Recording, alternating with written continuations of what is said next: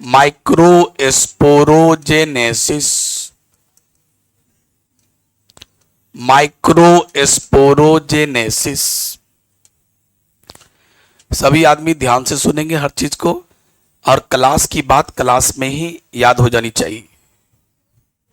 Microsporogenesis. कल हमने पढ़ाया टेप्टम का फंक्शन, बेहतरीन फंक्शन था। टेप्टम की कुछ खासियत थी। टेप्टम के साइटोप्लाज्म डेंस होते हैं। टेप्टम का जो न्यूक्लियस है उसमें 2 सेट क्रोमोजोम नहीं बल्कि 2 से ज्यादा सेट क्रोमोजोम है, इसलिए पॉलीप्लॉइड होते हैं। टेप्टम का मेन काम कहा जाए तो भोजन खिलाना। किसको? डेवलपिंग माइक्रोस्पोर, जो हर सेंटर में माइक्रोस्पोर बन रहा है मेगास्पोर मदर सेल से, उसको भोजन खिलाना। उसके बाद अगला काम था कुछ केमिकल को रिलीज करना। केमिकल में 2 केमिकल तो बहुत रिलीज करते हैं, लेकिन 2 केमिकल बहुत इंपॉर्टेंट था। एक केमिकल का नाम था एस्पोरोपोलेनिन और एक का नाम था पोलेन किट। एस्पोरोपोलेनिन पोलेन ग्रेन का बाहरी लेयर बनाता है, और ये प्लांट किंगडम में सबसे हार्ड चीज है। सब बताए थे इसको, कोई एसिड, कोई अल्कली, कोई एंजाइम गला और जला नहीं सकता है। इसीलिए इसका फॉसिल भी मिलता है। मिट्टी में दबा रह गया तो दबा रह जाएगा, मिट्टी खोदोगे 300 साल भी तो इसका उचित मिल जाएगा, कोई टेंशन नहीं इसको, क्योंकि इसको कोई तोड़ नहीं सकता। इसीलिए इसके जीवाश्म यानी फॉसिल्स मिलते हैं। और एक चीज मैंने लिखा था, पॉलेन किट नाम का केमिकल भी बनाता है। और ये पॉलेन किट केमिकल क्या होता है? चिपचिपा एंड ऑयली। इसी के कारण परागकण यानी पॉलेन ग्रेन चिपचिपा होता है, इसीलिए इसका पॉलिनेशन में हेल्प होता है। पॉलिनेशन का मतलब क्या होता है? एक फूल से, मान लो ये एक फूल है ये, और ये दूसरा फूल है,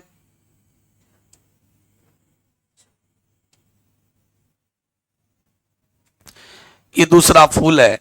इस फूल का ये फटेगा तो क्या निकलेगा? पॉलेन ग्रेन यानी परागकण। ये फटा तो क्या निकलेगा? Pollen grain. अब ये पॉलेन ग्रेन चाहता है कि मैं इस पर नहीं गिरूं, मैं इस प्लांट के, इस फूल के इस स्टिग्मा पर गिरूं। चूंकि इसका नाम तो सबको पता है ना, ऊपर वाले का नाम क्या है? स्टिग्मा। ये फीमेल सेक्स ऑर्गन है, ये मेल सेक्स ऑर्गन है।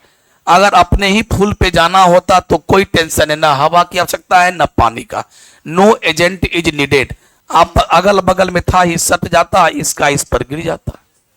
तो मैं अभी आपस में, ये भी वही कहलाता, अगर इसका वाला भी गिर के यहां चलावे, एंथर से स्टिग्मा तक अगर पॉलिन ग्रेन गिर गया ना, आ गया ना, ट्रांसफर हो गया ना, तो इसी को पॉलिनेशन कहते हैं। बट इसमें इंसेक्ट की कोई आवश्यकता, ना हवा की आवश्यकता है, ना पानी का, ना इंसेक्ट का। No agent is needed. चूंकि अपने ही फूल में जाना है, अगल बगल है, बिल्कुल सटा हुआ है, कभी न कभी सट ही जाएगा और चला जाएगा। लेकिन अगर मैं बोलूं कि इस फूल से इस फूल पर कैसे जाएगा, इस प्लांट के फूल से उस प्लांट के फूल पर कैसे जाएगा, या तो हवा चाहिए, पानी चाहिए, या कुछ चाहिए, या कोई इंसेक्ट चाहिए, हनी भी, मधुमक्खी, तितली, कुछ भी चाहिए। मान लो कि मैंने बात किया कि इंसेक्ट से होता है, मतलब इंसेक्ट का मतलब कीड़ा। कौन कीड़ा? तत्काल हनी भी ले लेते हैं, मधुमक्खी। मधुमक्खी इसको यहां से ले जाएगा, लेकिन मधुमक्खी क्या करने आती है? वो तो आती है जस्ट इसका रस चूसने, ताकि उसका पेट भर जाए। लेकिन जब रस चूसने आती है ना, ऐसे करके, ऐसे जब बैठती है ना, ये जब रस चूसती है तो उसके पंख में क्या लग गया? Pollen grain. उसके बाद जब इसका पूरा रस चूस लेती है, पेट नहीं भरता है, तो दूसरे फूल पर जाती है रस चूसने के लिए। ये जब उड़ती है, और यहाँ क्या था? चिपचिपा था, पॉलन किट के कारण तो सट गया। जैसे ही इस पर ऐसे रस पीने जब आई, जब इस पर आई, तो क्या हुआ? इसके पंख का, इसके पैर में लगा हुआ पॉलन ग्रेन कहां चला गया? स्टिग्मा पर। तो आज अगर ये चिपचिपा नहीं होता तो क्या ये पॉलिनेशन होता?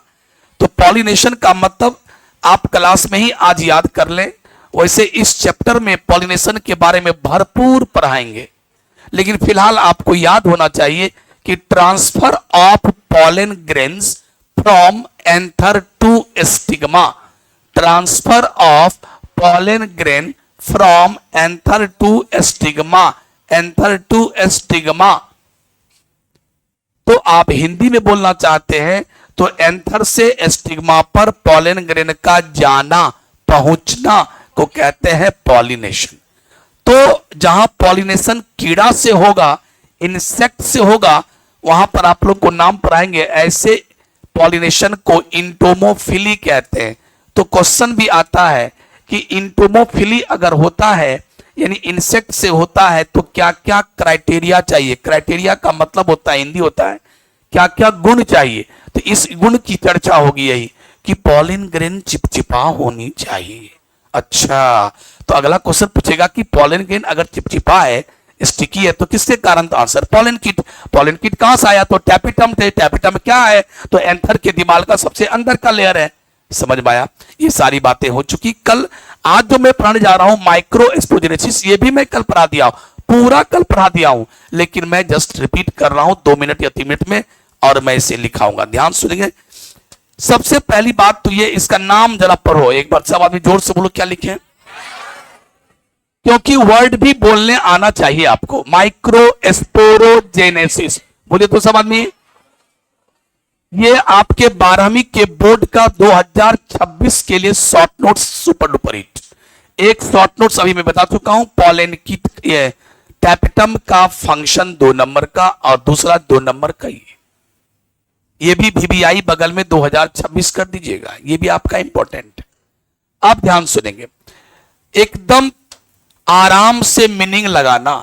जेनेसिस का मतलब क्या होता है? जेनेसिस जहां जहां आ जाए जनाब समझ लेना, उसका होता है मीनिंग फॉर्मेशन, और फॉर्मेशन का हिंदी होता है बनना। अब देखो, माइक्रो स्पोरो का मतलब होता है माइक्रो स्पोर। क्या हुआ बेटे?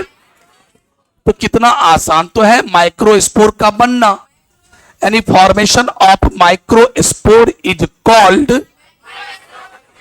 बोलिए पहला लाइन क्या लिखेगा? Formation of micro spore is called. समाप्त हो गया। कितना आसान था, एक लाइन तो लिख दिया। तुम कहोगे क्या सर समाप्त हो गया? नहीं रे, अभी बहुत कुछ लिखना है। क्या क्या लिखना है जो कल बताए थे, उस बात को मैं रिपीट करता हूं। जैसे ये हम बनाए थे ऐसे करके, यहां ये था चैम्बर, ये चैम्बर, ये चैम्बर। मैंने बोला था कि जब एंथर जब छोटा होता है, इमेच्योर होता है, यंग होता है, उस समय इस सेंटर पर, हर कॉर्नर के सेंटर पर कुछ सेल्स बैठे हैं। सारे एक ही तरह के दिखने वाले सेल्स होते हैं, होमोजीनियस होते हैं सभी। ये बात तो पक्की हो गई कि सारा सेल क्या होगा? डिप्लॉइड। क्या होगा? सारा सेल, क्योंकि खुद प्लांट डिप्लॉइड है तो प्लांट के हर सेल डिप्लॉइड होंगे, सिर्फ टैप्टम के सेल को छोड़कर। टैप्टम का सेल पॉलीप्लॉइड होते हैं, उसको छोड़कर। तो ये सभी क्या होंगे? 2n 2n 2n। सारे सेल का नाम क्या होता है? स्पोरोजीनस सेल, जो कल भी हम बता के गए थे, स्पोरोजीनस सेल्स, स्पोरोजीनस टिश्यू को स्पोरोजीनस सेल्स। तो ये सभी सेल्स क्या होते हैं? 2n diploid. अब ये क्या करेगा? थोड़ा सा जैसे ही एंथर मैच्योर करेगा, अभी यंग है, यंग है तो सारे सेल्स का नाम ये है। जब यंग से यानी बच्चा से थोड़ा और मैच्योर करेगा पॉलन ग्रेन, तो उस वक्त ये सारा सेल जो छोटा छोटा दिखता है थोड़ा बड़ा भी हो जाता है, यानी सेल मैच्योर हो जाता है। और स्पोरोजीनस सेल जब मैच्योर हो जाते हैं, थोड़े बड़े हो जाते हैं, तो इसी का नाम हो जाता है MMC। MMC का पूर्ण form microspore mother cell. बोलिए सब आदमी, एकदम क्लास में ही याद कर लो, दोबारा पढ़ने की आवश्यकता नहीं पड़े। MMC बन गया, इसी का नाम MMC हो गया।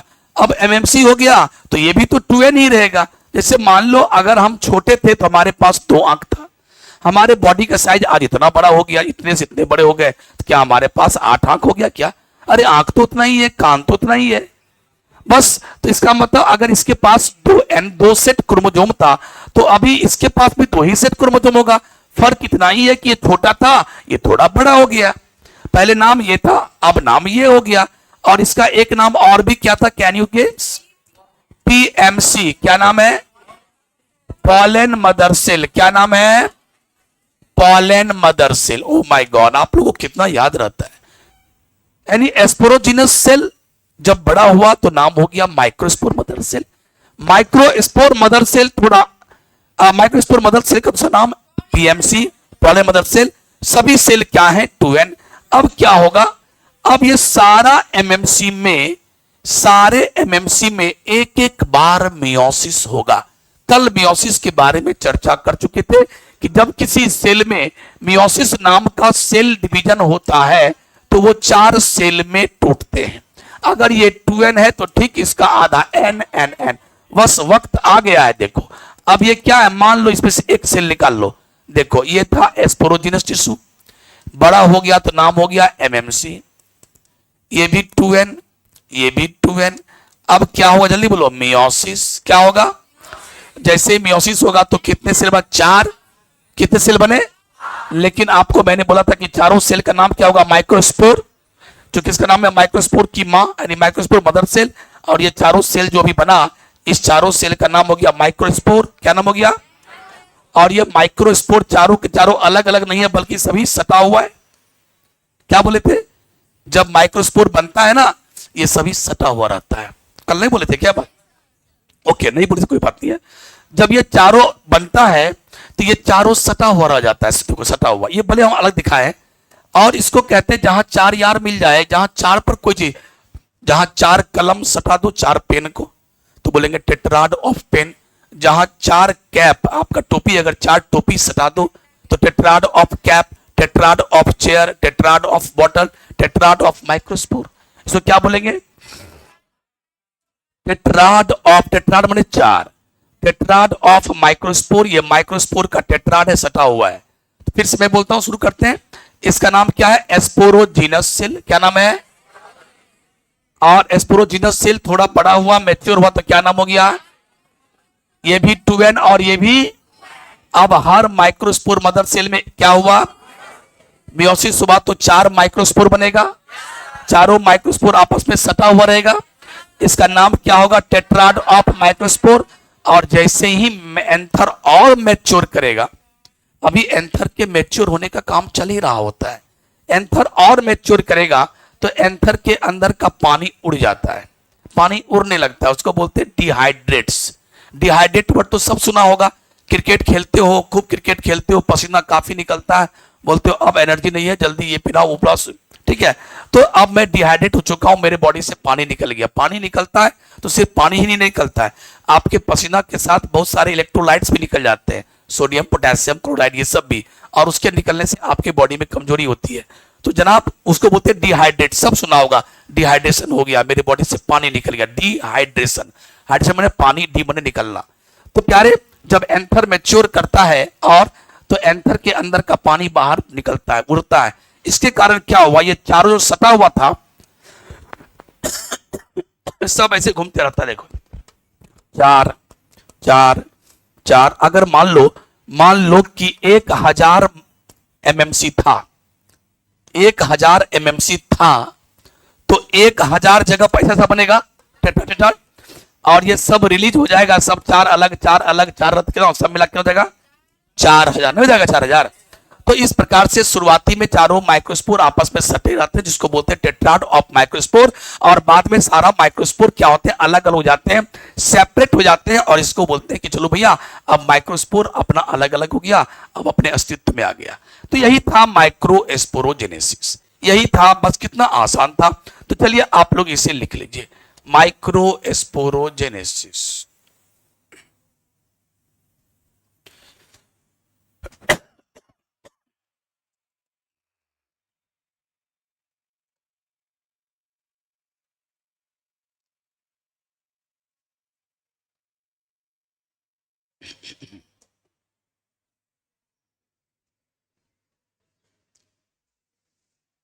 तो देखिए,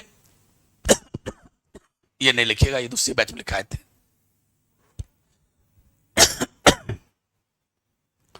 formation of microspore is called, अगला इन एंजियोस्पर्मिक प्लांट। क्योंकि हम लोग आज एंजियोस्पर्मिक प्लांट के बारे में पढ़ रहे हैं, फ्लावरिंग चैप्टर का नाम ही है sexual reproduction in flowering plant, तो एंजियोस्पर्म के बारे में पढ़ रहे हैं।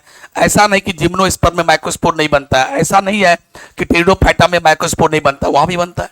लेकिन मैं यहां बोल रहा हूं यहां कैसे बनेगा, तो in angiospermic plant it occurs, ये होता है कहां, विद इन एंथर, ये एंथर के अंदर होगा। कहां होगा, at corner, at centre of the each corner, each corner के सेंटर पे ये घटना घटेगी।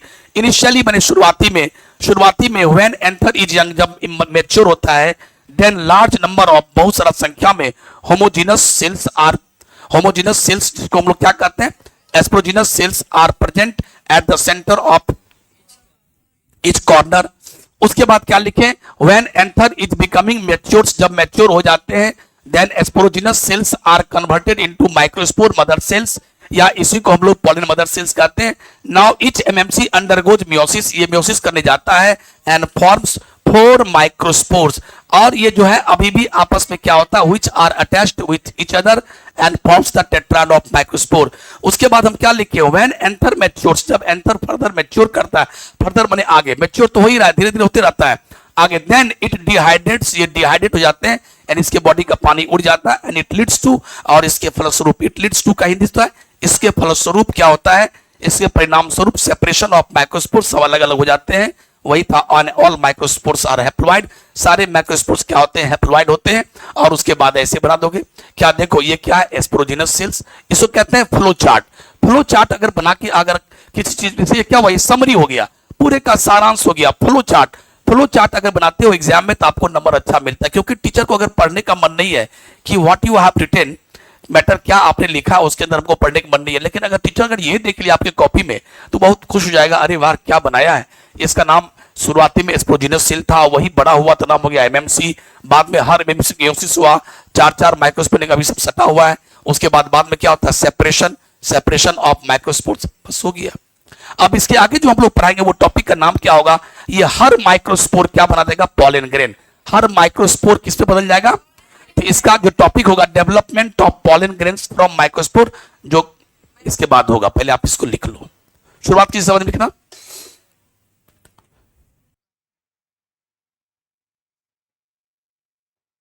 Development, development of pollen grains, ये अगला टॉपिक होगा जो कल के लिए होगा।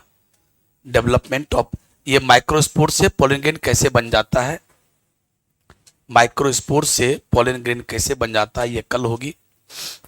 लेकिन सभी आदमी कॉपी देखा, हम इसको खड़ा किए, इसका मतलब ये नहीं कि सब यही था एग्जाम ने दिया। मैं किसी को किसी वक्त खड़ा कर सकता हूं, क्वेश्चन पूछ सकता हूं, जवाब नहीं दीजिएगा तो मुझे बुरा लगेगा।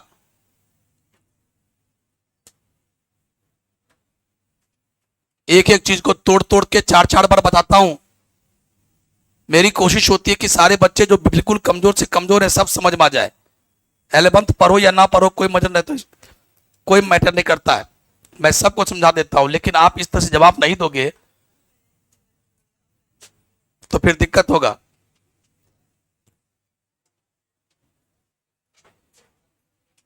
चलिए ठीक है, निकलिए, थैंक यू।